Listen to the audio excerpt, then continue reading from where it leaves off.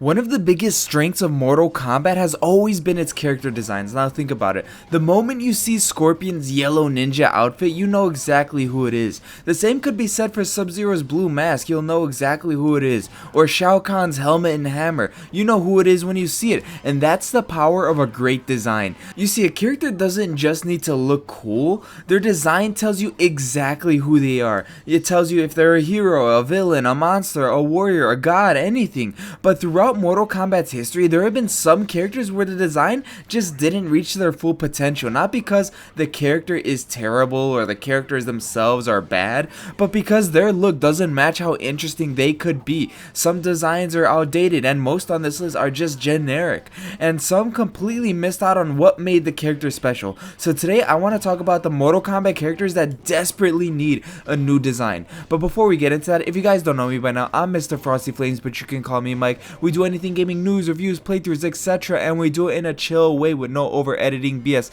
So if you enjoy that style of content, be sure to hit that sub button and join the Mr. Frosty Flames Legion.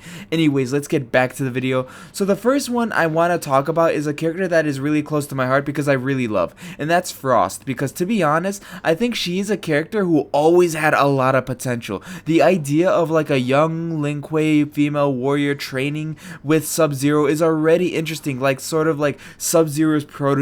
She's supposed to represent like the next generation Lin Kuei or something like that. Someone who could either walk in Sub-Zero's footsteps or completely reject his teachings.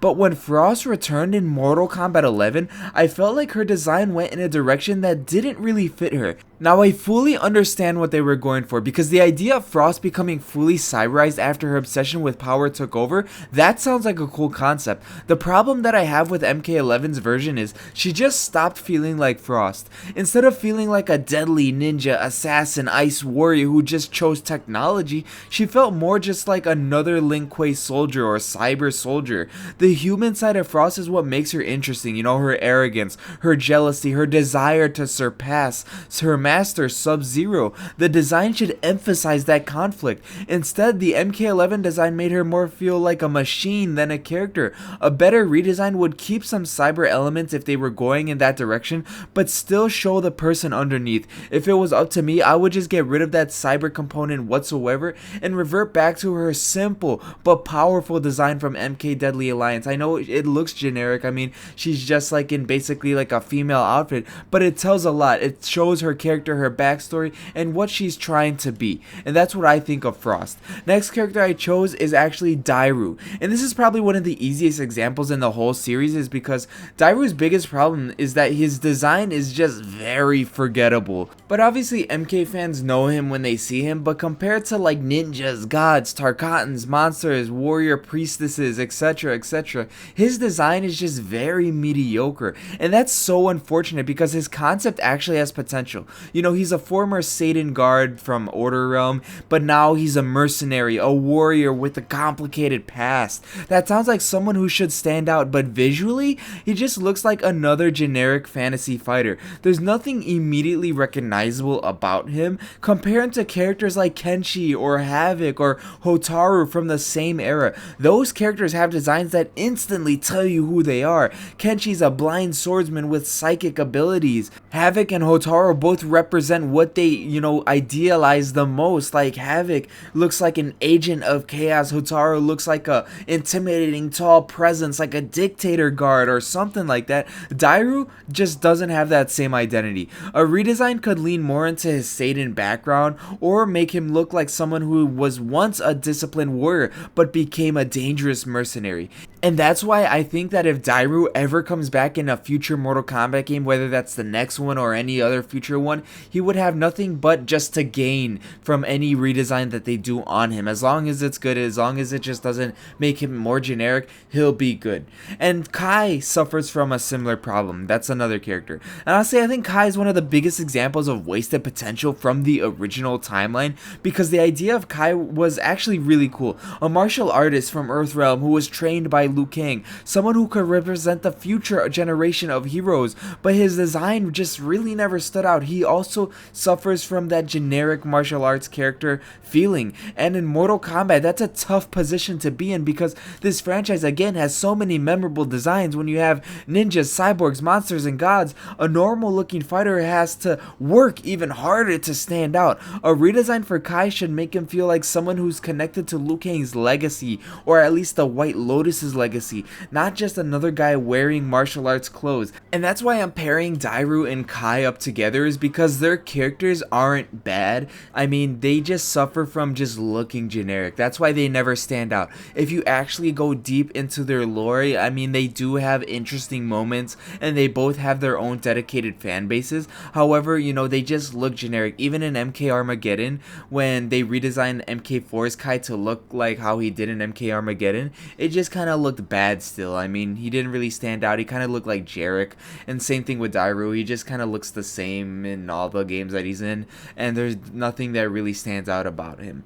The next one I chose is actually a much more recent and controversial one, and that's General Shao. Now, before anyone tells me anything in the comments, I actually like the idea behind General Shao. Taking Shao Kahn and reimagining him as a powerful outworld general is interesting to me. The problem is, the design doesn't have the same intimidation factor as he once did. Shao Kahn was one of the most iconic villains in video game history. Everything about him screamed power and presence. His armor, his helmet, everything. General Shao feels more like a powerful warrior, but less like a ruler of an empire, and I get it. You know, I think MK1 did this intentionally because he isn't at that Shao Kahn level yet, but I would love to see some semblance of him getting there in his design. I just really didn't feel it with MK1's design.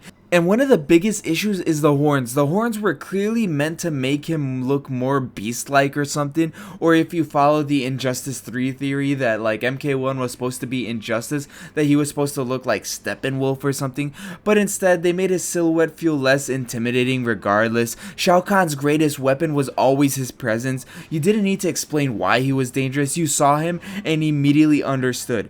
General Shao needs a redesign that combines the warrior aspect with a terrifying conqueror identity that made Shao Kahn legendary, and that's all I have to say on him. The next character I chose is actually one of Mortal Kombat X's most unique characters, and that's D'Vorah. When D'Vorah debuted in MKX, she was one of the coolest new characters in years. I don't care what you say about her. Her entire design was disturbing. She wasn't just a woman with insect powers. She looked like an actual insect creature pretending to be human.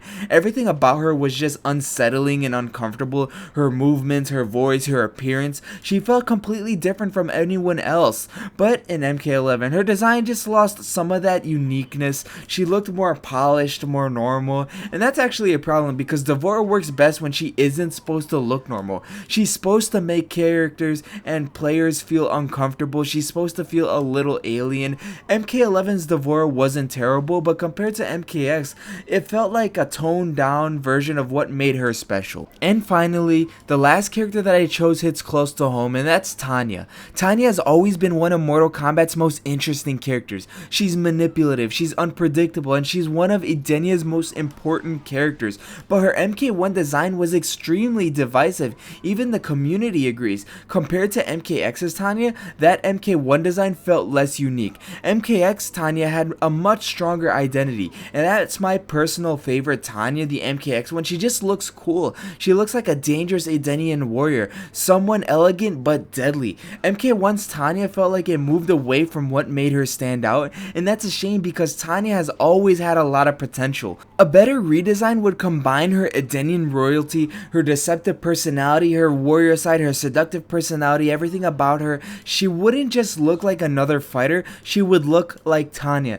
And before people go into the comments, because I talked about this before and they're saying, oh, you know, you're mentally ill if you hate MK1's Tanya, oh, you just don't understand the character, blah blah blah blah blah. It's not that she looks old or her face model looks different. It's just that MKX's Tanya and MK Deception's Tanya, she had something about her character. And everything from when she debuted, MK4 to MKX, right? Those Tanyas, they had like some sort of personality in her costume. I mean, she looked seductive in her way, and that matched her manipulativeness. You know, she was a deceptive artist. I mean, she would backstab people left and right. She was Tanya. That was her character. MK1 just toned and threw everything away about it, toned down everything, and that just sucks because Tanya, like I said, hits very close to home. She's one of my favorite characters, and I hate to see her get butchered like this. It's not the face redesign or anything. It's not that she looks ugly. It's just that they just threw away everything that made her special.